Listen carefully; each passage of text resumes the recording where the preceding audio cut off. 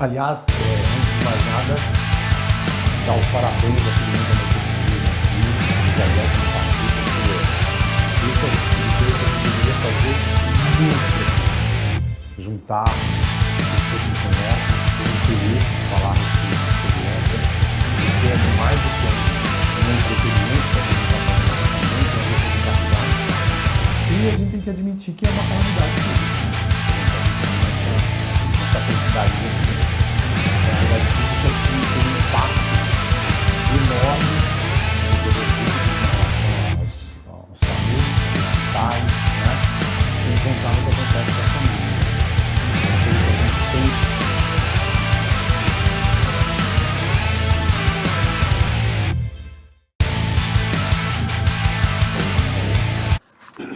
Eu agradeço a oportunidade, falo aqui com o Tomás, em nome da Isabel, agradecer muito pelo convite aí para poder participar disso aqui também, muito bom. Não falei nada, mas concordo com você. Não, quanto mais a gente puder fazer esse tipo de coisa, melhor. É o que eu estava falando para a Roberta, se a gente acha muita coisa, todo mundo acha uma coisa, mas é como a gente pode compartilhar dados, né, falar dessas coisas, para tirar o caldo, não é o que todo mundo, cada um acha, né? Cada um pode compartilhar. Não, você não.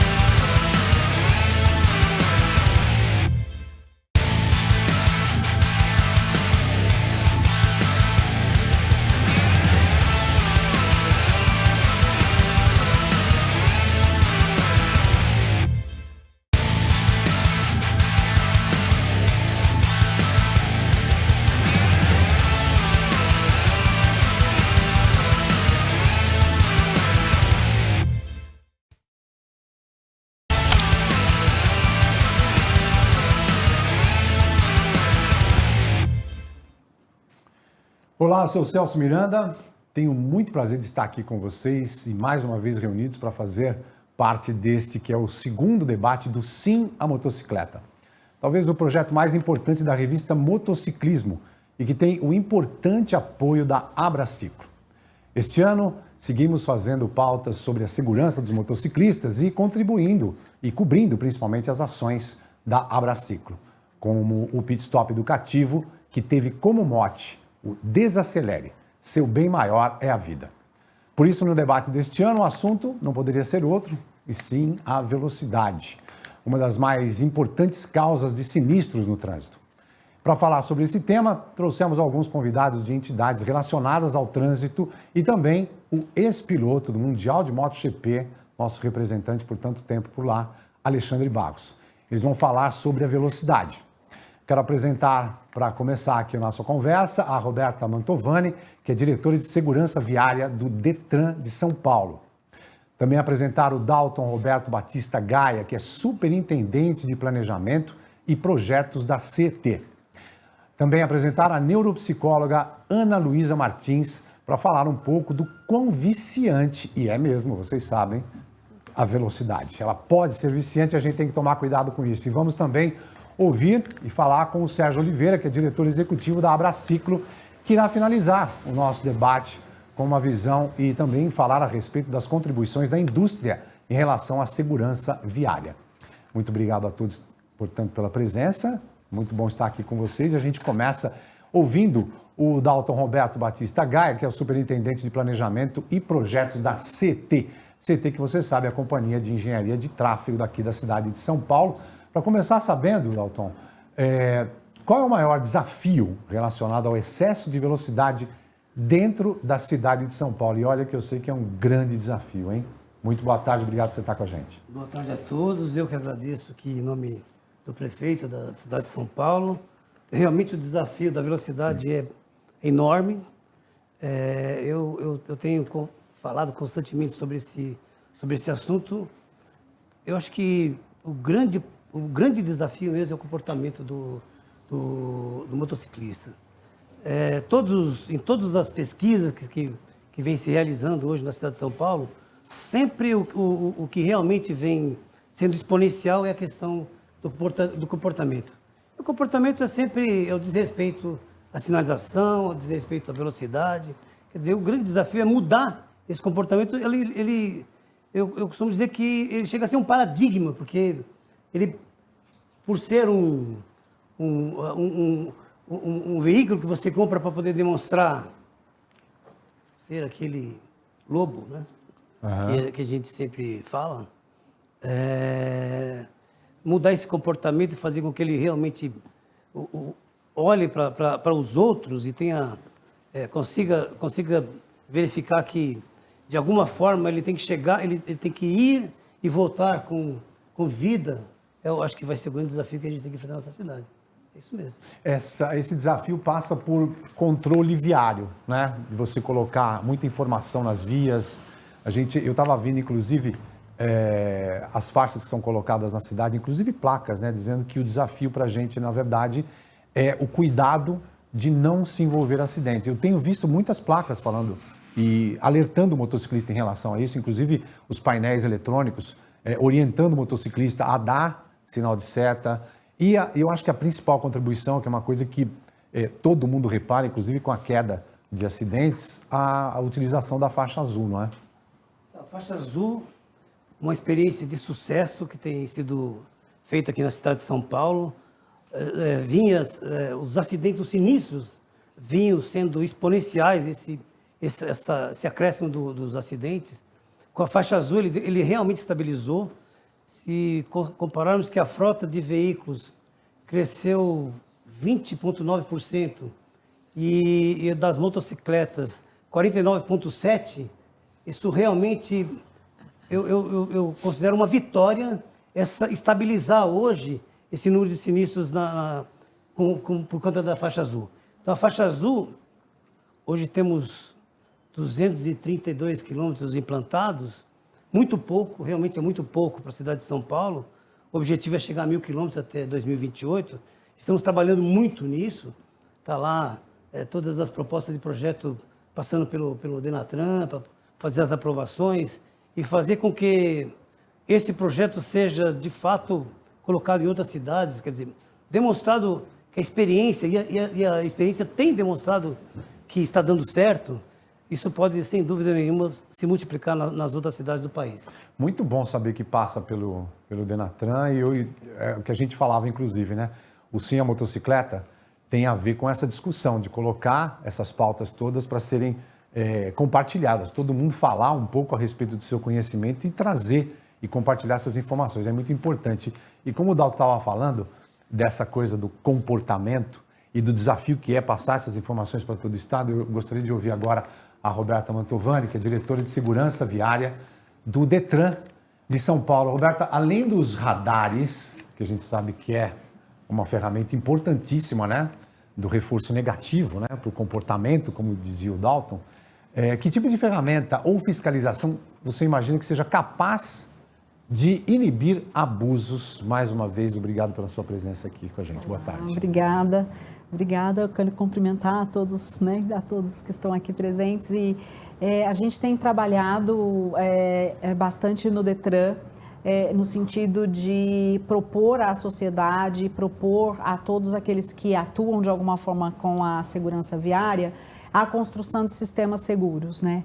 E o que significa isso, né? Significa nós olharmos para o problema da segurança viária, olharmos para a questão da sinistralidade, entendermos a partir de dados e evidências quais são as consequências da condição de segurança viária que nós temos hoje no Estado e trabalharmos para construir esse sistema seguro. Então, qual é a tradução desse sistema seguro, né?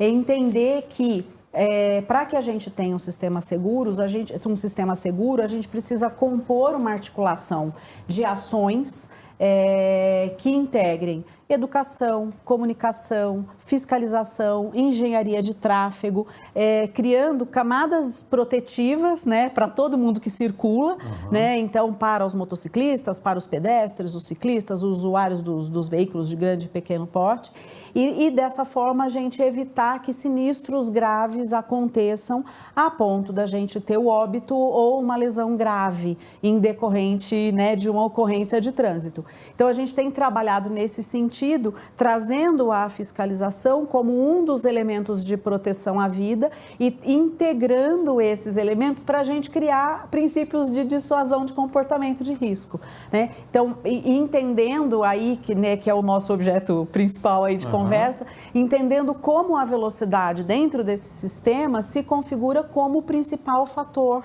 né, para as lesões graves no trânsito. Então, trabalhar nessa questão da gestão da velocidade, integrar esses processos é o nosso propósito. E aí eu queria deixar, né, destacado e convidar todo mundo a olhar para um processo que nós estamos desenvolvendo nesse momento, que é o Plano de Segurança Viária do Estado de São Paulo. E dentro desse plano, né, uma das articulações importantes que estão acontecendo nele é a transversalização da discussão da velocidade, né? Então, integrando essas ações de forma que a gente possa ir criando esse trabalho protetivo, tendo a participação da sociedade, levando esse debate da segurança viária para todos os espaços, né? E integrando todas essas questões numa política de curto, médio e longo prazo para que a gente, de fato, consiga reduzir, né, a gravidade dos sinistros e que a gente possa chegar e consolidar socialmente de que nenhuma morte pode ser aceitável no trânsito. Ó, nesse começo de conversa já deu para perceber que no caso do poder público, né, CT e Detran, há uma preocupação muito grande, um trabalho direto no viário, né, nas vias, informando isso, sabendo que é uma questão de comportamento. O Detran se capacitando, inclusive trabalhando com novas formas de captar as informações, distribuir esse conhecimento. Isso é importantíssimo. Para a gente na rua, né, com o pé na rua, sentado, né, montado na motocicleta dentro do carro, essas coisas são muito importantes da gente saber que existem, né? Mas como a gente está falando aqui de velocidade, da importância do nosso comportamento, eu quero já pular aqui, fazer um drible na nossa pauta, seguir e pular direto para a Ana Luísa, que é a nossa psicóloga, porque a gente está falando de comportamento e a gente está falando de ações que o poder público pode fazer para chegar no indivíduo. E a gente falou até aqui na abertura, né, do quão a velocidade pode ser viciante. E eu acho que talvez esse seja um toque onde a gente pode colocar o teu expertise na conversa, porque a gente pode achar muita coisa, né, Roberta, né, Dalton? Mas a gente tem que ter dado e nada como um expert para falar a respeito.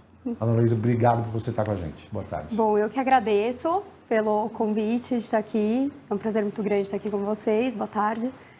E sim, a velocidade é viciante, né? Sabemos, né? Por que ela é viciante? Então, quando uma pessoa está numa situação de velocidade, a velocidade dispara uma descarga de estresse no nosso corpo. E o estresse, ele libera a adrenalina. Então, é daí que vem a adrenalina. E para que serve a adrenalina? É aquele hormônio que vem para sinalizar a gente de que o movimento de luta e fuga precisa acontecer. É como se a gente estivesse lidando com um urso na nossa frente, então vem a adrenalina, ela prepara o nosso corpo para a gente fugir ou lutar com aquele urso, mas a velocidade faz isso também. Por quê? A velocidade, ela acaba sendo também uma descarga, ela traz essa descarga emocional muito intensa. E algumas pessoas acabam interpretando isso como algo muito positivo, porque aí libera um outro hormônio que é um neurotransmissor, que é a dopamina, que todo mundo fala super da dopamina, né? A dopamina, ela acaba agindo no nosso cérebro no centro de prazer. Então, uma pessoa que é viciada, ou sem as aspas, gente, uma pessoa que é viciada em velocidade, ela é também viciada nesse ciclo dopaminérgico, tá? Então, sim, a velocidade vicia. E aí a dificuldade é justamente Quando a pessoa está tão tomada ali por essa emoção, essa sensação de prazer que a velocidade dá, que o sistema, no sistema nervoso, né, o córtex pré-frontal, que é onde seria o freio, a responsabilidade, ou maneira, ele nem funciona, ele não tem a voz ativa ali, porque a pessoa está dominada por essa sensação de prazer. E aí que mora o problema. O cérebro totalmente imerso na dopamina e em todas as coisas que nos viciam aquele prazer. Mas é importante você lembrar, foi importante a gente começar essa explanação da Ana Luísa com a palavra estresse. Porque é ao contrário do que a gente imagina que vai provocar prazer, mas começa com o estresse. É um início de estresse, né? Porque a adrenalina, ela é uma resposta ao estresse. Tanto que não é todo mundo que adora velocidade. Perfeito. Inclusive, eu atendo diversas pessoas que relatam o oposto, que tem medo de dirigir, que tem medo de quando está no carro e se alguém começa a correr, porque aí não chega a liberar a dopamina. Então não vem a sensação de prazer, só vem a sensação de medo, de luta e fuga, preciso me proteger aqui nessa situação. É muito interessante a gente falar disso, porque a gente está falando, primeiro começamos a falar do poder público, dos desafios do poder público para controlar isso. Mas no fundo e no fim, quem comanda é o indivíduo. Tanto que as multas, o radar, está lá para tomar conta do indivíduo que supera a velocidade, né? A própria faixa azul está ali para tentar coordenar, fazer com que o indivíduo, olha, é só por aqui que você vai. Vamos falar depois a respeito das ultrapassagens que acontecem na faixa azul, o que pode comprometer, inclusive, a própria viabilidade da faixa azul para outras cidades, porque os governantes, né, estão todo mundo olhando os dados. Então, São Paulo, a cidade de São Paulo, você que mora em São Paulo e usa a moto e usa o corredor, a faixa azul, você tem uma grande responsabilidade com relação ao uso dessa ferramenta importante para todo o Brasil. Então, a gente vai falar disso. Mas passa pelo indivíduo, né? E aqui, acho que a gente, para falar a respeito desse vício, né? Não sei se é vício de velocidade, mas para tentar falar a respeito disso, porque afinal de contas foram tantas vitórias, tanto tempo nas pistas, não só no Brasil, como fora também. Alexandre Barros, essa coisa do vício da velocidade. A gente sabe que você começou a tua carreira ainda criança, né? Muito pequeno, mas você, como a Ana Luísa nos explicou, você junto com teu pai, a tua família e quem estava em torno de você, acho que te orientaram muito bem para entender que aquele estresse, mais do que prazer, poderia te fazer um campeão e te dar uma profissão com isso. O que é a velocidade para Alexandre Barros? Obrigado por você estar aqui com a gente, é um prazer. Eu que agradeço estar aqui pelo convite, por estar todas as pessoas faz diferença aqui, né, no estado de São Paulo. Meu pai sempre falou desde pequeno, eu venho de uma família de esportistas, né? Meu avô era ciclista, meu pai ciclista profissional, eu optei pelo lado mais fácil, né? O motorzinho não tem que suar embaixo muito do quadro, né? E meu pai falou, lugar de correr é dentro do circuito. Então, desde criança eu fui criado nessa doutrina. Então, para mim, a rua é um meio de transporte. Competição é no lugar apropriado, né? Então, é bem separado isso para mim. Eu estava tendo um papo lá embaixo, assim, olha, normalmente os pilotos profissionais, estamos falando pilotos de automobilismo, ou motociclismo, eles gostam de correr na rua. Eu falo assim, ó, todos os profissionais de qualquer atividade esportiva normalmente não exercem na função normal. Que nem você pegar um lutador profissional, ele não vai querer brigar na rua. Ele acalma, na verdade, tem um sentido oposto. E um piloto profissional, tanto de moto como de automóveis, ele tem o mesmo significado. Ele sabe dos riscos que existe, porque a gente lida com isso o tempo constantemente. Então, a gente não assume esse risco no lugar onde você pode envolver, inclusive, outras pessoas, né? É que nem uma faca, ela pode ser usada para o bem, para você cortar, fazer comidas saborosas, ou pode ser para o mal, para um crime. Então, é quem está usando o utensílio, não é que a moto é perigosa. É quem faz uso errado e indevido, assim como um automóvel pode ser perigoso, pode se tornar uma arma, né? Ou um meio de transporte. Então, assim, eu não sei se você sabe disso, a gente fez um trabalho lá em 2010, que a gente fez um curso educacional, que eu fiz para 3.000 pessoas, eram motociclistas, que era um curso para educação de pilotagem na rua. Eu senti que eu tinha que contribuir com isso. Desses 3.000 alunos que passaram, de crianças de 15 anos de idade até senhores de 70 anos, a gente pegou todo tipo e do Brasil inteiro, né, que vinham. Eu sempre procurei, e é uma coisa importante, que é educação. Acho que parte da educação. Outra coisa que nós temos importante, que eu acho uma falha positiva, construtiva, né? Estou apontando assim, mas não para acusar, mas para construtivo, é a forma de habilitação. A habilitação que nós temos aqui, ela já está ultrapassada, porque isso foi desenvolvido lá na época de 70. E como tudo na vida, as coisas têm que ser atualizadas, porque o mundo é mais... Por exemplo, em 1970, a frota de motos, né? E as motos que tinham disponível na época eram um outro mundo. A gente vive em outro momento, agora que a frota é extremamente maior, o trânsito é mais aglomerado, né? Existem outras novas regras também, então acho que tem que ser atualizada. E não é uma coisa difícil de trabalhar, é uma coisa que dá para fazer. Na parte, quando eu criei o curso, teve aprovação de 98%, e 80% das pessoas que faziam o curso voltavam, porque eu tinha níveis diferentes de curso, né? Tinha para uso de direção defensiva, e depois quem quisesse fazer o curso esportivo, que aí eu educava, quer fazer o traqueirei, quer brincar, a pessoa pega, por exemplo, falando bem o português, claro, pega a moto no final de semana para sair correndo na estrada em grupo.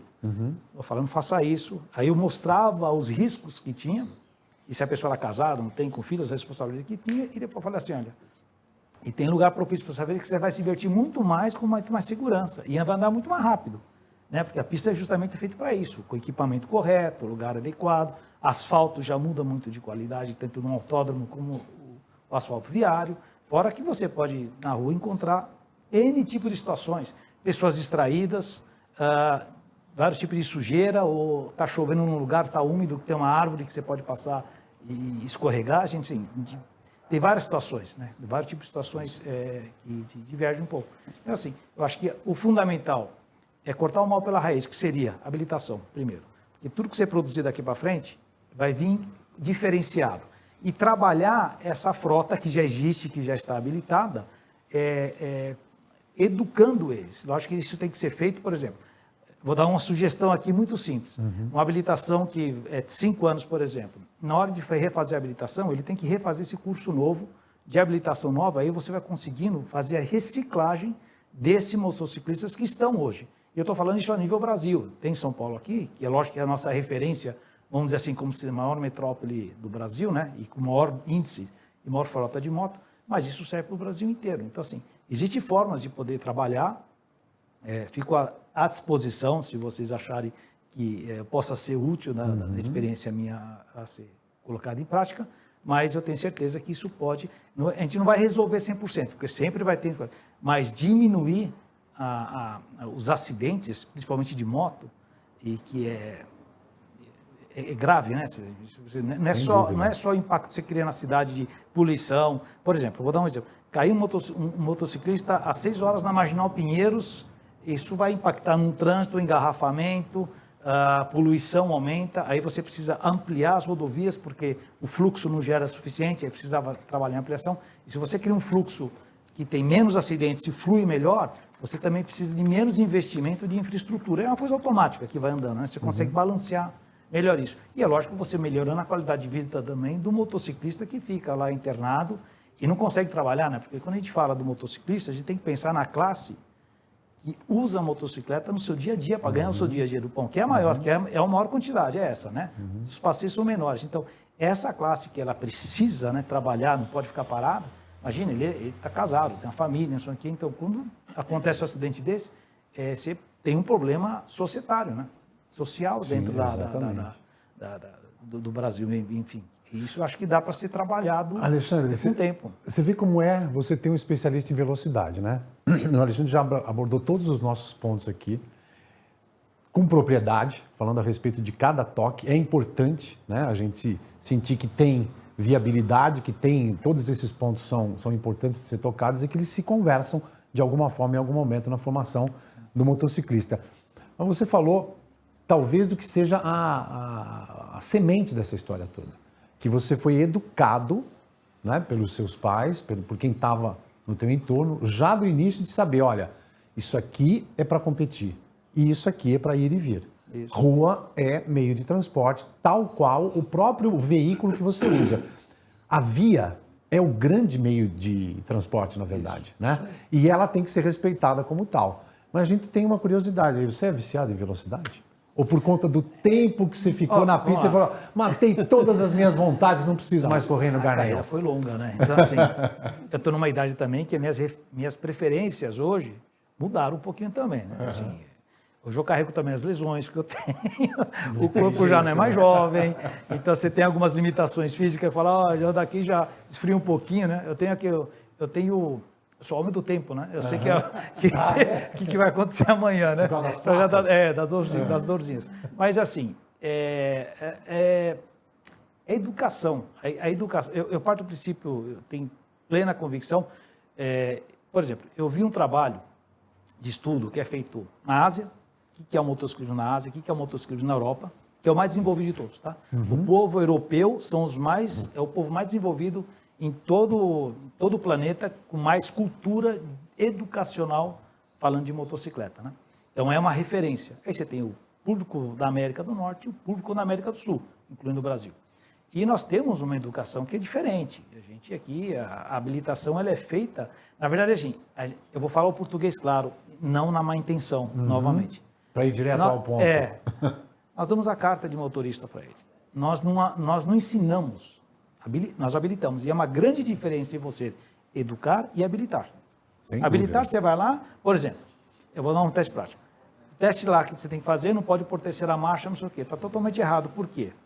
Porque no dia a dia prático, não é assim que você anda de moto. Então, é por isso que eu falo, a formação de habilitação foi feita lá atrás, num outro momento que funcionava. E não foi adicionado novos critérios para poder ser. É a mesma coisa que a gente fala de caminhão, né? Então, para você ter a habilitação de caminhoneiro, então você tem lá 5 habilitações diferentes. Moto é a mesma coisa. Você não pode habilitar, por exemplo, fiz 18 anos, vou me habilitar. Eu posso comprar uma 125, eu posso comprar uma 1000. Assim, são 2 extremos completamente diferentes. Você está comprando uma moto aqui que faz 300 por hora, original, tirada da loja, e a outra que é uma moto pesa bem menos, outro tipo de pneu, outro tipo de suspensão que anda bem menos. Então, para você chegar nesse nível, existe um tempo de amadurecimento, ou você faz o curso completo para ser habilitado aqui, ou você passa pelas categorias, né? E é assim que é por piloto também. Por exemplo, quando eu começo a correr, eu começo na categoria estreante ou novatos. E eu, para merecer, para entrar, subir de categoria, você tem que chegar entre os 5 primeiros para ter o crédito e falar, olha, estou capacitado de subir de categoria. Os pilotos são assim, até você ter a superlicença, que é a superlicença da Fórmula 1 e da MotoGP, que você é campeão brasileiro, campeão latino-americano, campeão europeu, e você gera a possibilidade de entrar no campeonato do mundo. E para entrar na MotoGP, você sabe, você tem que ser campeão do mundo de Superbike, ou campeão da Moto 2, ou os 4 primeiros, para você ter essa superlicença. Então, essa forma de mérito para você ser habilitado, tanto isso serve para o motociclista, como também para um piloto. É uma coisa que eu acho que é funcional. Porque você não habilita e não dá habilitação para um menino ir lá comprar uma moto, tendo poder financeiro, compra uma moto que... E ele, assim, essas motos, só para você ter ideia, não é nem a velocidade máxima, mas em primeira, segunda marcha você já está 200, está 180, 200 por hora, um piscar de olhos. Ou seja, né?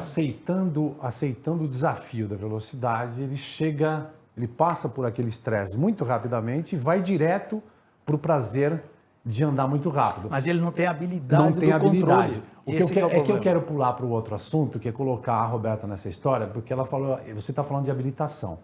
A gente está falando da primeira instrução que é dentro de casa. Sim, né? aí sim. Mas na questão da habilitação, Roberta, como é que nós estamos na questão da habilitação aqui no estado de São Paulo, pelo menos? Ou essa discussão a nível federal, que eu tenho certeza que daqui a pouco o Serginho vai falar para a gente, porque as incursões, né, o trabalho da Braciclo passa também por isso.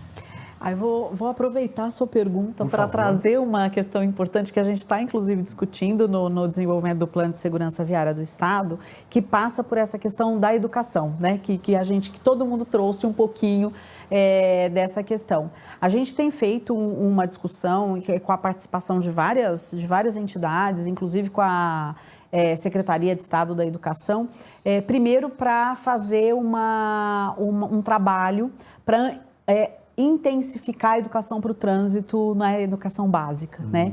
E aí, ao fazer isso, a gente aprimora a capacidade de todos os indivíduos, né, de pensar sobre segurança viária, de pensar sobre exercício de cidadania no trânsito, de pensar no uso dos espaços, da questão do compartilhamento do espaço. Então, eu queria trazer essa questão, que é uma questão importante, porque ela antecede a questão da habilitação especificamente, né, do momento de se habilitar.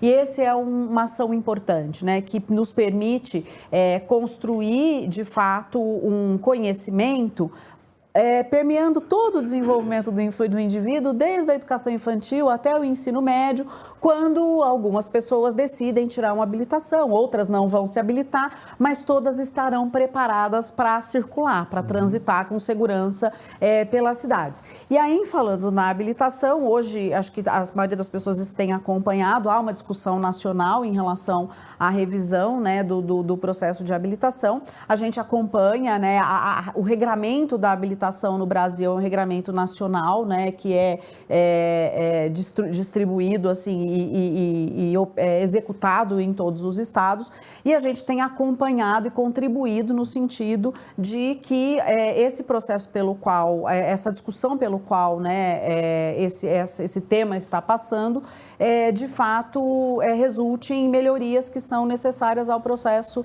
de habilitação, em modernizações, em melhoria dos processos de ensino, né, em qualificação desses procedimentos e tudo mais. Então, o que a gente espera é que a soma dessas duas ações, né, seja da ação da educação para o trânsito nas escolas, que constrói esse conhecimento num longo prazo, quanto a ação de melhoria da formação do condutor, resulte num condutor mais preventivo, né, que compreenda os aspectos das suas responsabilidades como condutor, mas também de entender o compartilhamento dos espaços, né, e ter uma condução mais preventiva. Né? Acho que esse é o grande anseio que a gente tem quando olha para uma política pública e para uma política pública nacional. Né? Estamos melhorando nessa questão? Em São Paulo, a gente tem feito uma série de iniciativas para melhorar esse processo. Nós temos no Detran uma diretoria de habilitação que cuida desse processo. Então, a gente tem feito uma melhoria bastante grande e um acompanhamento cada vez mais de perto dos centros de formação de condutor, trabalhos internos para melhoria dos processos de exames, né? Dentro daquilo que a gente pode fazer no Estado, seguindo a legislação nacional. Né? E também, em paralelo a isso, acompanhando as discussões nacionais que estão sendo realizadas e contribuindo sempre de forma bastante proativa para que esse processo melhore e a gente tenha a evolução, né, a modernização do processo para que a gente tenha condutores melhores nas ruas. Caminhos a gente tem, mas quando a gente fala de caminho na cidade, Dalton, a coisa cai de novo no CET, porque vocês estão trabalhando para deixar as vias cada vez em melhores condições. A gente acabou de falar aqui a respeito da faixa azul, da importância dela. A gente sabe de quão viciante é a velocidade, mas a gente sabe até pelo histórico que o Alexandre acabou de passar aqui, se a gente não for lá, né, na base, que é ensinar as crianças, e aí, dentro dessa perspectiva do Detran, de trabalhar não de curto, mas de médio e longo prazo, para mudar um pouco a cabeça dos usuários. Essa questão do comportamento passa também por uma pressão que tem a ver com as vias, né? Com o jeito que elas são cuidadas e administradas, né, Dalton? Sem dúvida nenhuma. Eu acho que eu queria retomar um pouquinho. Acho que o grande problema está nos sinistros, está entre 19 e 29 anos. Entre 19 e 29 anos. Esse é o jovem, o macho alfa, né? Então, eu acho que primeiro construir tudo, concordo plenamente com a Roberta, do jeito que está sendo colocado. Eu acho que tem que buscar essa informação e reforçar essa informação na educação, tem que reforçar na sinalização, tem que reforçar na questão do viário, que está sendo aí a faixa azul, e todos, porque a gente não pode esquecer que são muitos modais, né? Estou falando de veículo, moto, bicicleta, caminhão, quer dizer, como administrar tudo isso no mesmo sistema viário e o pedestre, né, que a gente não pode esquecer do pedestre, que são os 3 maiores índices de sinistro hoje na cidade de São Paulo, moto, pedestre e ciclista. Eu não tenho certeza. Nós precisamos desconstruir o comportamento. Porque esse é o principal fato que vem trazendo com que esses sinistros venham aumentando na cidade de São Paulo. E para desconstruir, primeiro precisa construir lá na base, na infância e na família, quer dizer, é uma construção de fato de um processo civilizatório até, no sentido de que as pessoas deveriam dirigir melhor, com uma melhor formação, ter melhor comportamento, tendo certeza absoluta que esse comportamento é inadequado e pode realmente colocar a vida dele em risco. E claro, quando se põe a questão do construir e depois desconstruir, você termina levando as pessoas a repensar, né? Quando o processo é concluído, né? A pessoa repensar no comportamento dele. É fácil? Não é fácil, realmente não é fácil. Está aqui para dizer quanto é difícil mudar um comportamento no ser humano quando se trata essa questão de ele querer demonstrar que ele é mais forte, que ele pode reduzir o tempo dele lá de percurso e chegar salvo na casa dele. Então, realmente, eu acho que passa muito, no caso da questão da engenharia e da educação, fazer um projeto capaz de atender esses motociclistas, né? Para você ter uma ideia, hoje 80% dos motociclistas andam na faixa azul. Esse número esse dado é um levantamento, uma pesquisa verdadeira. Então, eu preciso fazer com que esses outros 20% venham para dentro. E tem mais uma questão que eu acho que é muito importante, e o que vem ocorrendo, é que quando você tem uma faixa azul sendo colocada nesse formato na cidade, e com um índice de aprovação enorme por todas as pessoas que utilizam o sistema viário, o próprio motorista começa a mudar o comportamento dele quando não tem a faixa azul. Então, isso é um avanço. Isso é que vem fazendo com que as pessoas possam, de fato, estar aprendendo a lidar com esse novo elemento. Na verdade, ele é antigo, mas está sendo exponencial.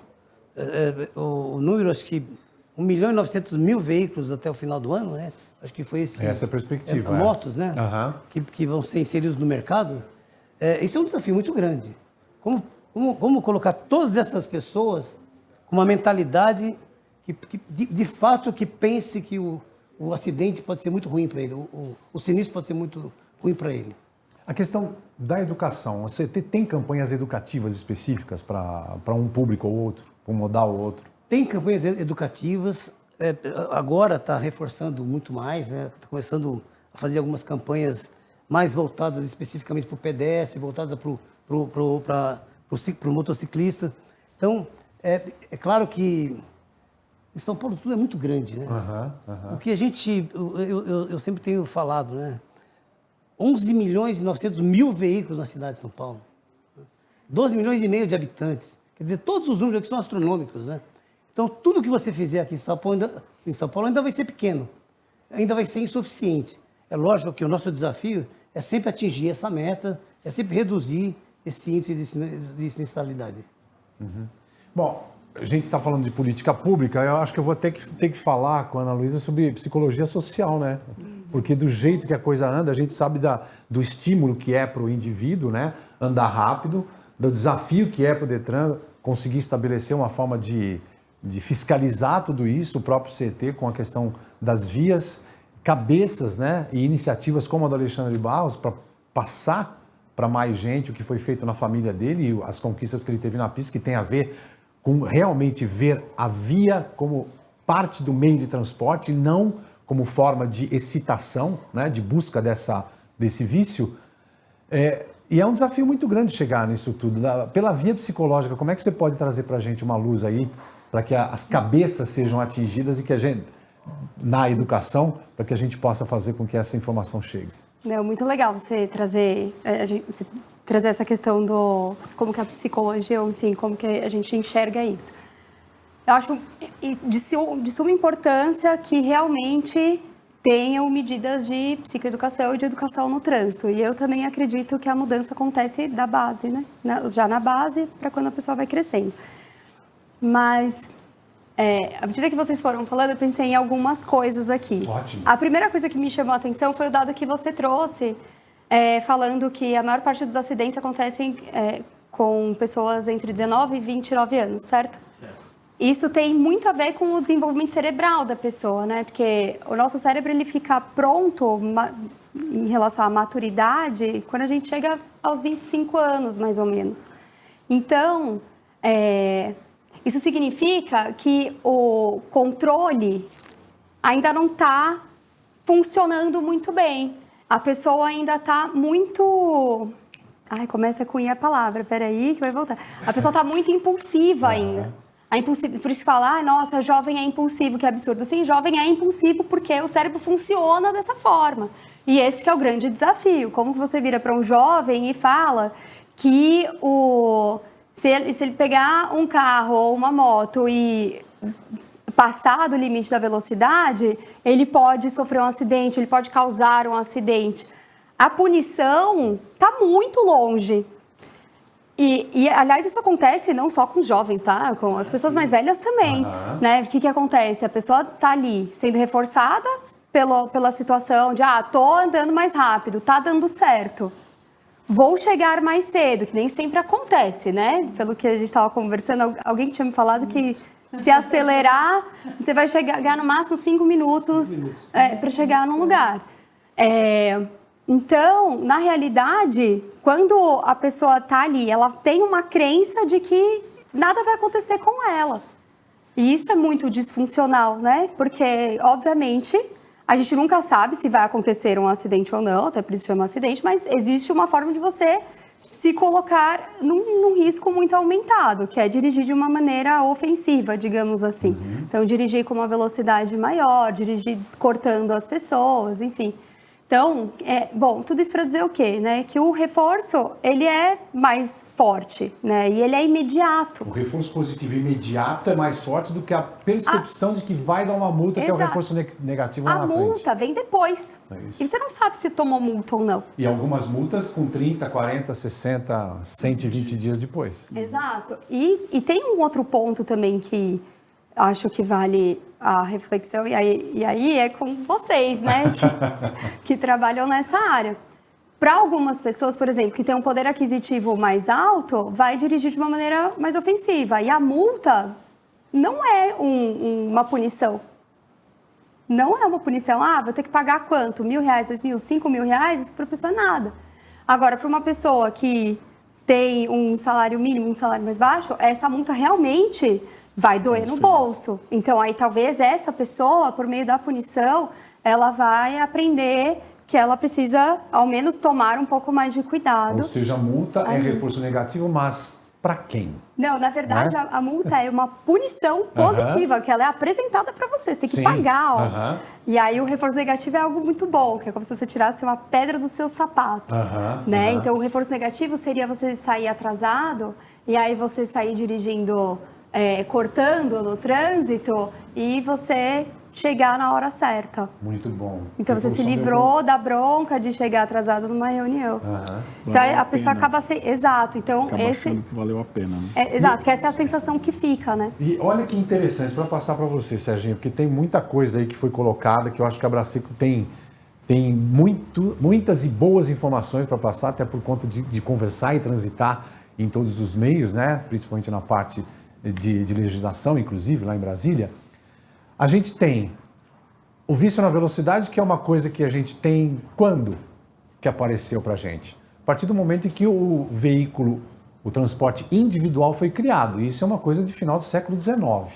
O cérebro, esse que foi descrito tão bem pela Ana Luísa, como que só se completa a sua formação aos 25 anos de idade, foi pensado para outras e muito diferentes desafios, como ela mesma disse aqui, para um ataque de um urso, um ataque na selva, um problema muito sério na sua vida. Só que o homem foi evoluindo, né, em sua urbanidade para dar outro tipo de desafio e nós estamos respondendo aos desafios urbanos como se estivéssemos diante de feras no meio da selva.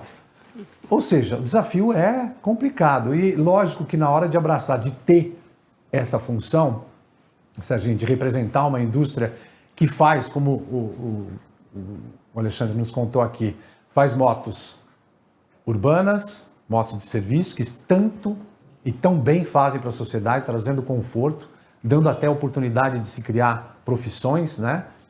Também na questão esportiva, nós temos a participação aqui no Brasil, nesse número que foi dado de 1.900.000, várias motos que têm a função só de ir para a pista, para reforçar e representar o Brasil, não só aqui dentro, mas lá fora também. Então, eu acho que para a Abraciclo é uma parceria, né, que vocês já têm com o Senatran, Detran e CET, que eu acho que tem tido um papel importante na conscientização dos motociclistas com suas ações educativas. Eu até vou passar aqui te dizendo o que é que a indústria tem feito a favor da segurança viária e como é que você vê o interesse dos motociclistas abordados, principalmente nessas campanhas que você tem feito com foco na redução de velocidade. Obrigado, Celso. Boa tarde. E ter esperado as nossas participações todas para recolher, né, e fazer alinhavar finalmente a conversa. Obrigado. Obrigado, eu que agradeço. Ouvi todas com muita atenção, todas as intervenções extremamente importantes, né? Então, eu também queria ressaltar aqui que esse é o nosso 3º ano de parceria com a motociclismo no projeto Sim a Motocicleta, onde a gente tem conseguido aí desenvolver, né, trabalhos, mensagens educativas, falando um pouco da indústria e falando também de segurança viária com esse público, né, que é um dos principais pilares de atuação da Abraciclo hoje, né? Então, a gente, como você falou, né, os pitstops são uma atividade que a gente tem desenvolvido aí ao longo dos anos, mais precisamente a partir do momento pós-pandemia, né, onde o uso da motocicleta também se intensificou, né, com os trabalhadores, os entregadores, né? A indústria também nesse período, não só nesse período, mas no decorrer dos anos, ano que vem fazemos 50 anos, né, de indústria de 2 rodas no Brasil, e a Abraciclo também faz 50 anos ano que vem. Então, o veículo de 2 rodas ele também evoluiu, né, em termos tecnológicos, em termos de segurança. Então, essa tem sido a contribuição efetiva da indústria em relação aos veículos, né, eles têm incorporado dispositivos de segurança, os freios ABS, os freios CBS. Então, tudo isso tem sido também incorporado ao veículo com uma evolução de segurança tecnológica. E com relação às ações de segurança viária propriamente dito, como eu estava falando aqui do pit stop, a gente sentiu essa necessidade de realmente atuar de forma mais intensa, né, com relação às ações aí de segurança viária.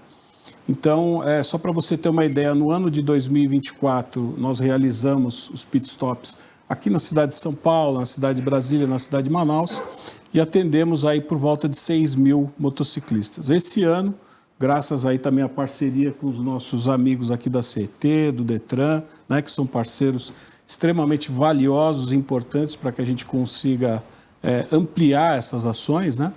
A gente atendeu esse ano 15.000 motociclistas nas ações do pit stop. Tivemos também aí o advento da Semana Nacional de Prevenção a Acidentes com Motociclistas, né, que passou a vigorar a partir desse ano com a lei federal. E nessas atividades a gente tem observado realmente que o motociclista ele é carente de informação, muitos deles, né? A gente tem ali um momento muito breve para tentar entreter essas pessoas, a gente faz uma palestra ali de segurança de 10 minutos, né? E nessa palestra, esse ano, por conta da mensagem que eu achei que foi muito feliz, a Senatran esse ano com o Desacelere, Seu Bem Maior é a Vida, a gente tem procurado passar para esses motociclistas essa mensagem da velocidade, né? Da questão da importância de se reduzir a velocidade. Então, nessa palestra, a gente foca muito nisso, né? A gente fala, a gente tenta fazer uma provocação ali do porquê que ele corre, né? Por que ele excede a velocidade? Qual o motivo de você exceder a velocidade? Então, porque eu tenho pressa, é porque eu gosto de correr mesmo, ou seja, a gente faz ali uma provocação e coloca algumas situações para que ele possa refletir realmente em relação à necessidade de reduzir a velocidade, né? Então, a gente observa que a reação de alguns motociclistas é realmente ali de surpresa, né? Acho que talvez a pessoa ali na correria do dia a dia, ele não pare muito para pensar nesse tema da velocidade, né? Ele simplesmente acelera porque ele tem compromissos, porque ele tem que fazer entregas, né? Porque ele realmente vê pessoas fazendo aquilo, ele acaba se espelhando nessas pessoas. Então, é um momento que a gente tem ali de tentar, né, conscientizar aquela pessoa. A palavra é essa mesmo, conscientizar. Acho que educar é mais difícil ali num momento tão curto, né? Mas de passar uma mensagem mesmo de conscientização para esses motociclistas. E muitos ali se sentem, de fato, acolhidos, né? Saem dali. E o nosso objetivo é esse. A gente atendeu 15 mil pessoas esse ano. Se a gente conseguir evitar uma morte com um evento desse, já valeu a pena fazer tudo isso que a gente fez nesse trabalho de conscientização e segurança viária. Já tem uma proposta do que vai ser esses 50 anos, que eu imagino que tenha muita coisa boa para tirar aí de ideia, que, além dessas discussões que vocês, inclusive, estão ajudando a promover, para o ano que vem, um ano tão importante, 50 anos, né, um marco importante. Tem mais ações ainda para acontecer? Certamente, vamos ter bastante coisa para os 50 anos da Abraciclo, né, não pode ser diferente. E vamos continuar. Como eu disse, a segurança viária é um pilar importante, né, para a nossa entidade. A gente tem trabalhado isso de forma constante e frequente, e certamente nos 50 anos teremos mais atividades aí voltadas a esse tema tão importante, né, para os nossos motociclistas. Bom, esse nosso papo aqui está encerrando. Essa conversa, evidentemente, não acaba aqui. Para você que está acompanhando a gente, e eu tenho certeza que para cada uma das intervenções nossas aqui, você teve a tua impressão, a tua anotação. É legal você compartilhar com a gente aqui na revista Motociclismo, para ter, né, para a gente fazer desse quórum não só um sim à motocicleta da gente para vocês, mas que vocês também retribuam com muitas ideias. A gente aprendeu aqui que estamos melhorando em todos os quesitos, a questão do trabalho que não para na CET, que é dia a dia, com esses quase 12 milhões de veículos que nós temos em São Paulo, um desafio que se multiplica quando a gente fala de Detran no estado de São Paulo inteiro, saber de que o nosso Alexandre Barros está à disposição, né, tanto para as entidades, quanto eu tenho certeza nas redes sociais dele, para trocar ideia, para coisas que a gente tem dúvida com relação às simples conduções. Ele falou uma coisa aqui muito importante: está chovendo, tem uma árvore ali na curva, se você não prestar atenção naquela árvore, aquela árvore está jogando um monte de seiva na pista. E eu tenho certeza que ele tem detalhes ainda mais ricos para compartilhar com a gente. Com a Ana Luísa, evidentemente, saber, né, e compartilhar essas informações dela. Até 25 anos o cérebro ainda não está pronto, não está formado. É mais fácil cair nas tentações, inclusive no vício, sim, como ela nos disse, é um vício. Então, por favor, acesse a gente. Temos pergunta da redação, inclusive, já temos pergunta da redação, participação. Uau, que ótimo! Seria o caso de criar locais? Essa pergunta vem do nosso público, então, que está acompanhando ao vivo, isso é muito bom de saber. Seria o caso de criar locais onde motociclistas pudessem acelerar ou se divertir? Na verdade, acredito que já temos, né, César, Alexandre? Porque, afinal de contas, os autódromos, o Autódromo de Interlagos foi inaugurado nos anos 40. Apesar de termos tantos eventos hoje em dia lá em Interlagos, vá no show, conheça Interlagos, mas lá é o lugar para você se inscrever num campeonato e participar de competições. E tem, não é só campeonato, também tem várias escolas hoje que fazem track day, né? Que é justamente o pessoal que quer tirar essa adrenalina, vamos lá, tem um lugar certo, você vai vestir equipadamente, tem que estar com a moto correta, é passado por uma vistoria. As escolas que são corretas fazem dessa forma, né? E é o lugar apropriado, tem uma ambulância, se assina o termo de compromisso, né, de ciência de que você está tudo, então você está num lugar propício para fazer aquela atividade esportiva. Você sabe o que você está fazendo. É calibrar do pneu, por exemplo, uma coisa básica. Você deve calibrar pneu todo dia de moto. Essa é uma função básica, por exemplo. Ninguém faz. Mas dentro da estrutura de evitar acidentes, a primeira coisa é a manutenção do meio. E depois você tem que aprender a andar de motocicleta. Mas sem a devida manutenção de uma suspensão, pneu ou freio, que é os 3 pilares básicos de segurança de moto, se uma falhar, numa eventual manobra de emergência, você não vai conseguir parar a moto ou desviar. E vai chocar. Ou seja, se você for para uma pista, para um lugar adequado, você vai receber toda essa orientação. Essa informação, essa orientação. Isso passa por todas as discussões que a gente teve aqui. Bom, a gente já está encerrando, mas primeiro eu gostaria de saber se alguém aqui tem mais ou quer fazer algum comentário aqui para a gente finalizar a nossa conversa. Roberta, Dalton, Ana Luísa. Queria fazer um complemento. Por favor. Eu acho que vale, inclusive, um outro podcast, Ótimo. que é a questão do uso do celular. Acho que não vou nem dar continuidade, porque isso realmente o tema... Já estourou aqui para as cabeças o tema, nossas aqui, já é o verdade. tema realmente precisa ser abordado, precisa ser discutido. Acho que vale a pena a gente fazer aí um bate-papo com relação a isso, porque foi outro grande desafio que surgiu aí na questão dos sinistros, do uso do celular, inclusive na moto, né? Sim, inclusive na moto e também, lógico que estamos aqui fazendo um sim à motocicleta, mas os tablets e quase TVs que tem hoje nos painéis dos carros também chamam muito atenção e distraem demais. Roberta. Olha, eu quero primeiro agradecer a oportunidade por fazermos essa conversa tão importante, né? E reforçar que todos os sinistros de trânsito são evitáveis. Nós estamos falando de um problema de saúde pública e todos são evitáveis. Então, convidar toda a sociedade para se mobilizar, né, para que a gente proteja a vida e para que a gente assuma que nenhuma morte é aceitável no trânsito. Perfeito, não mesmo.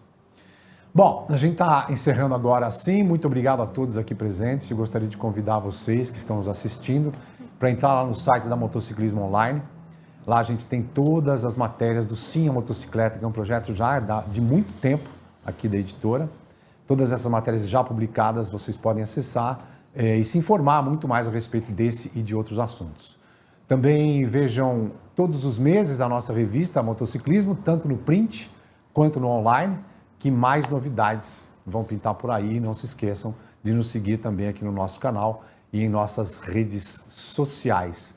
Lembrando que você que acompanhou isso tem também o compromisso de compartilhar essas ideias e saber que quem está de motocicleta anda muito mais rápido no trânsito pela natureza do veículo, mas exatamente por isso você tem um poder. E como já disse, né, o vovô do Homem-Aranha, né, com muitos poderes, altíssima é a sua responsabilidade de cada um de nós, tá bom? Até a próxima. Tchau.